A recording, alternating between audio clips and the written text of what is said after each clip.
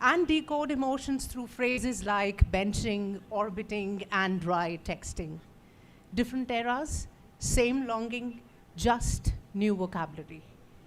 Because language doesn't just describe love, it actually shapes how we experience it. And if earlier generations sang, Tum paas aaye yu muskuraye, today we say, they watch my stories but don't reply. It's giving, orbiting. And honestly, same confusion, just better terminology. So today in this session between friendship and forever, we're really asking, have relationships changed or just the language we use to survive them? So we have with us two remarkable writers who explore connection in very different but deeply connected ways. So we have with us Sonia Chauhan, who writes about relationships that live in silences, pauses, and almost confessions in You Tell Me, a kind that doesn't explode but quietly stay.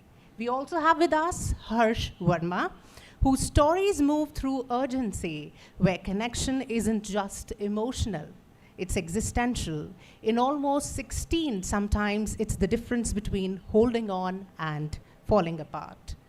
So somewhere between forever and fleeting, we are all just trying to understand what connection even means anymore. So let me just begin with it. And both for you, Sonia and Arsh, what do you have to say? Is forever still real? Or are we all just emotionally buffering somewhere? Hi, thank you everybody. Well, that's a loaded question, and I'm already like in awe of the previous session. I think that was a brilliant, brilliant session by Professor Harris. And I feel like forever, there's no forever. The only forever we have is with ourselves, I guess, and that forever can be cut short any moment on any given day. So I don't really believe in the concept of forever, and I think my stories also make it amply, amply clear. Wonderful, thank you. I'm going to disagree slightly with Sonia. I think most of us, in heart of hearts, do deep down believe in the concept of forever, which is why we are still grappling with it. We are talking about it. Maybe with age, we are a little more cynical, a little more jaded, a little more guarded about it. As far as the story goes, Ashwin, who is the protagonist of the rom-com, almost 16, he's 15. At 15, we all completely believe in forever.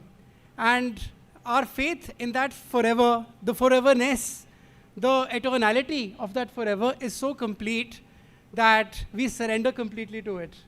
So I think there's a distinction in the degree to which we commit to a concept at when we are 14 or 15 or when we are fully matured. What a contrast, but we totally agree. So coming up next, Sonia, your writing feels like that, you know, that moment where you're about to say something important and then you don't. And coming from a legal background where clarity matters, what draws you to this emotional uncertainty in You Tell Me? I think the contrast that every person undergoes, because I feel like एक इंसान में 100 इंसान होते हैं, and tangibly whatever we do in our professions, say I'm a lawyer and I'm a corporate lawyer, I'm a contracts expert at that. So my job there is to write in the clearest term possible and to remove all ambiguity, which in itself is such a delicious juxtaposition against your internal life and relationships and dating and, you know, all kind of relationships, including friendships, your family atmosphere, where you never really get any clarity. And I think that is why I have named the book You Tell Me, because no matter how much I tell you or how many times you tell me, we never really can tell anything of importance when it comes to our internal emotions. So it seems that, you know, not everything meaningful needs to be resolved, actually. So coming to you, Arsh, Do you think friendship today is less about bonding and more about survival? In regards to Ashwin, how do you see it? So there's one fundamental relationship in almost 16. It's the relationship between Ashwin and Inayat, who is Avnoor, his crush's best friend. And they have a very beautiful platonic friendship, but that's not how it begins. It's very transactional in the beginning. It's almost like a business merger. Inayat is kind of a loner. She finds Ashwin's antics amusing, so she decides to be his friend. And Ashwin is only friends with Inayat because he wants to get close to Avnoor. But over the course of the book, they do become very good, very close friends. So I think a lot of friendships which are transactional, they do die an early death. But the ones which last are the ones which forget the transactional nature of their own origin. Great. So connection is not idealistic. It seems it's very essential in this work and the world of yours. Now,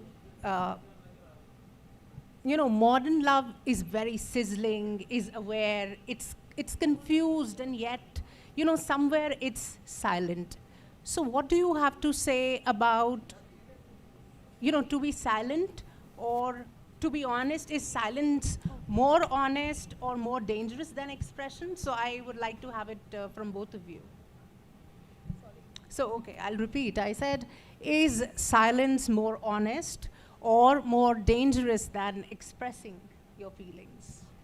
I think, again, the answer has to be, it's a very to each your own kind of question. But for me personally, I don't follow that with a lot of my characters because I want them to be different people. I want them to really not follow my lead. My characters sort of write themselves. So I feel like, to answer your question, personally, मेरे को तो चैन नहीं पड़ता until I express. But that's just me, and that comes at great cost to my husband and my family members, and sometimes my friends also. So I think that's just me. But I feel like, no, one shouldn't really, like in the matter of love, if you love, you've already won. You don't need the other person to reciprocate in the same way. That's how I personally feel. So I feel like expressing is good. I lean on the side of expression. I'll take this question from Ashwin's perspective. So there's a pivotal scene in the book where Ashwin and Avnoor, Ashwin's leaving school. All of his schoolmates have kind of doodled on his shirt when someone's leaving. Then Avnoor is standing behind him. Ashwin is staring straight ahead. Avnoor has her hand outstretched with a sketch pen, but she's not writing anything. Ashwin is staring straight ahead. He's not turning back. And there's a silence which hangs for a minute and a half. None of them says anything, but this is more than they've communicated openly throughout the entire novel. So here, I think the silence works, but that's only because both of them completely understand the subtext underlying that silence. They know what it means. Ordinarily, however, I think silence can lead to miscommunication, unresolved frustration, and I agree with Sonia, it should be avoided. We should communicate as much as possible. So, perhaps same emotion and different language. And I would, it's my personal endorsement. Please follow Arsh's Instagram and check out the sketches that he's made on Almost 16. You would really love them, and it would endear you to read the book, perhaps. Okay, so let's talk about, about how love has changed. Earlier, it was some romantic intizar, writing poetry. And now, somehow we feel, okay, they are keeping me as an option. And it's a classic benching example. So maybe same feeling and less patience, maybe. So let me ask both of you, is emotional awareness making relationships stronger or more fragile? And also, are we protecting ourselves or isolating ourselves somewhere? How do you see it? I'll go first. Okay. I think there is a lot more emotional awareness these days. We have labels for everything, whether it's avoidance, parasocial attachments, love bombing, breadcrumbing. But what this does is, I think it creates a sort of vanity. I know everything. But what it doesn't do is make us act on it. It gives us this weird semblance of emotional maturity without actually making us mature. I don't think there's any substitute for emotional maturity rather than experience and lived life. So I don't think our generation is, it may be more emotionally aware on a superficial level, but not really deep down. I think I kind of agree with you, but I also have this spiritual take on it, which is my personal take. So, in one of my stories, A Table by the Window, which is in this book, you tell me, the boyfriend leaves. There is a miscommunication, and the boyfriend leaves, and she just decides to go to the same cafe and sit at the same table every day without communicating with him, without sort of trying to reach out to him or anything like that. And I feel like love is an act of faith. And without faith, love may as well be an illusion. So, and when the subject of your faith turns away, one rests their faith with the universe, as I've written in the book. And that is what I believe in as well. So I feel like when we are loving, Rumi said that for the lover, nothing is a misfortune. It's just us creating these stories in our heads to feel like we've won the game, but it's not a game in the first place. It's just an act which comes straight from your heart, and it's your connection with the divine. That's how I see it, and I try to bring that out in my characters also. So, Arsh, when we talk about almost 16, or maybe generally, when you see life, and what do you think is friendship today becoming much more a safer space than romantic love? I think people are definitely more reluctant to put themselves out there, maybe because of social media. We have so many dating apps, Tinder, Bumble. They've been ghosted, left on red. So they don't really trust the process that much. I think friendship, platonic relationships, they feel like a safer haven for them to retreat into. So I don't think it's a good thing, because ultimately everyone wants companionship, everyone wants romantic love. Yeah. So, but yes, I do agree with you. I think that there's a problem in how relationships are structured. Great.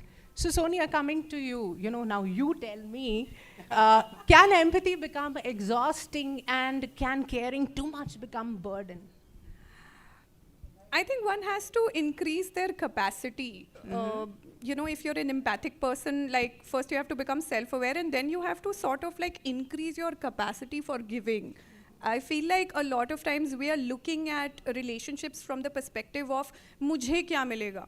How is this going to serve me? Is this person, looking out for me? How much they are looking out for me? And then, you just become like this accountant of love. And you're just like sitting there with your abacus, etc., and you're making your calculations, and you'll always be miserable if you do that. So I feel like, there is this beautiful American poet, she's passed away, Andrea Gibson, and, she has this little poem, it's called Wellness Check. And she says, at any given point in any day, I check my wellness with this question. Is my attention on loving, or is my attention on who isn't loving me? So I feel like I will let Andrea answer this question rather than me. Wonderful. So, now to both of you, are we lonelier today, or just more aware of this loneliness?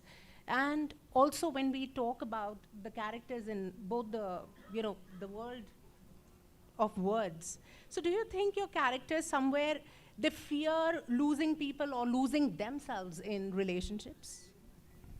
Ashwin 100% does, because he's 15, and at that age our sense of self-identity is very fragile. So we are very eager to break it down and remold it according to how we wish to be seen by someone else. So throughout the book, Ashwin straight up lies to Avnoor. He pretends to be a guitarist. He pretends to be a Marxist feminist. He's none of those things. But it all backfires spectacularly. And the irony, of course, is that Avnoor is perfectly happy to accept him exactly the way he is, but Ashwin does not realize that. Yeah, how about Sonia? Okay, I asked you, are we lonely, or are we more Of aware course. of it? And are the characters that they're losing themselves in the relationship, or they fear losing another person in their life? I think I have so many characters that it's very hard to answer, give you a singular answer for that question, but all my characters are loners. My bio on Insta is, by the way, popular loner. So I'm like, I feel that I'm popular with people, but I'm also a loner. I feel the most comfortable when I'm just alone. And you know, my mother always asks me this question that you should have a child because, you know, hamare baad mein tum akele ho jaoge. And I tell her back that, you know, मैं हमेशा से अकेली ही थी और मैं आगे भी हमेशा अकेली ही रहूँगी. So I feel like, yes, we are lonely when we are loving, and relationships and even friendships are not a way to secure them. They are just an oasis we can find where we can rest, rejuvenate, maybe meet ourselves in better, deeper, and more monumental ways. But nobody else apart from ourselves can save us, and a lot of times even we can't save ourselves, and probably that's just fine. That's how it is, and I think we should not run away from that. So that's how you go from the journey to like loneliness, to aloneness, to solitude. I get that. Okay, now here's the audience poll now. I need honesty from all of you, no judgments here. Just raise your hands. Who thinks friendship lasts longer than love? Let me see.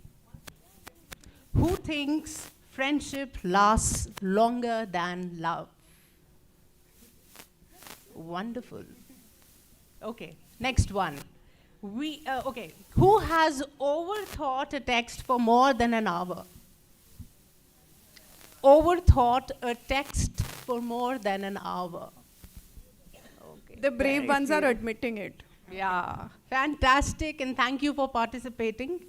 So maybe forever doesn't mean what it used to, and time becomes meaningful when it becomes a story.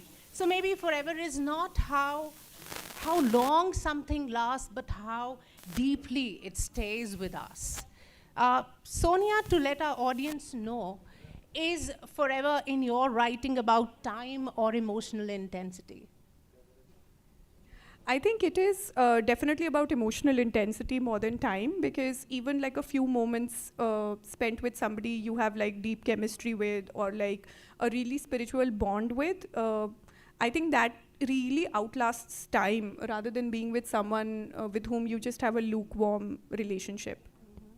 Okay. So Arsh, in your world, does forever matter, or is it getting through the moment enough? Once again, I'll take this one from Ashwin's perspective. Yes, yeah. In Ashwin's world, he lives his life one fiasco at a time. Whether it's getting an ice cube stuck in his throat or getting stuck up a tree trying to rescue a kitten. That being said, he does have a very clear idea of what he wants his forever to look like. Throughout the book, there are these interludes, these fantastical interludes. In one, he's a Roman emperor. In one, he's an astronaut. In one of them, he's 90 years old, and he's envisioning a life with Avnoor, who is also 90 years old. They have 18 children and 56 grandchildren. So that is his forever, and he has a very clear vision of it. So yes, they can exist. Thank you. Now, something on very personal note.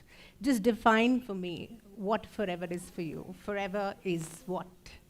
I think forever is like just a desperate attempt of self-love. Yes. Can I contextualize it with the book? So there's a scene in which Avnoor is running away from Ashwin, and what he sees is her hair rippling from side to side, and there's like a glimmer of light kind of seesawing as she runs away. And he takes that image, that 5-second clip of her, and he keeps playing it over and over in his head throughout the course of the book. So I think that's what forever is. It's a moment you never stop replaying. So is it personally for you the same? No. Okay, personally. Personally, What- I'm going to stick with Ashwin's reply. Okay. I think it's a safe reply. Perfect. So maybe nothing has changed, and really people still wait, still hope, still overthink, still fall. So earlier maybe we wrote poetry, and now we turn it into captions. So where older generations, they used to, sing their feelings, they would express, and we code them somewhere. So same emotions, shorter sentences, and sharper awareness. So Thank you, Sonia and Arsh, for this session, and all of you, rather, for being part of this moment, because somewhere, maybe forever is not time. Maybe, it's just a moment that stays with us forever, forever, forever. Thank you. Thank you very much. Thank you very much. Thank you very much.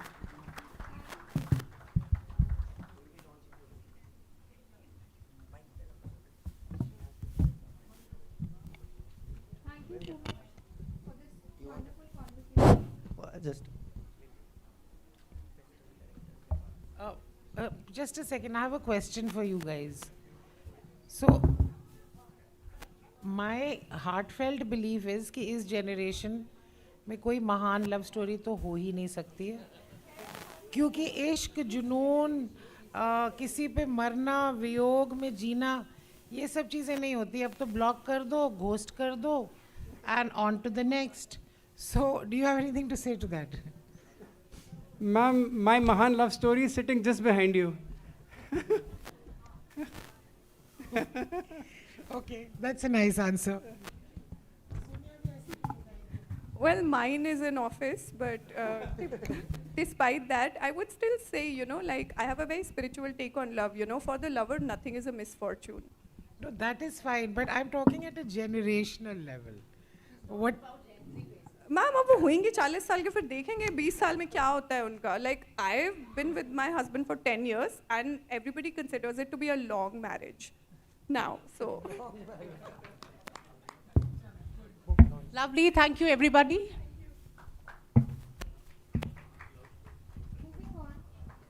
I'd like to request Dr. Sumita Mishra and Mr. Afan Yeswi to launch Almost 16, which was published by Penguin. It is a brand new coming-of-age novel which leads us through adolescence and all the trails and tribulations that it comes with.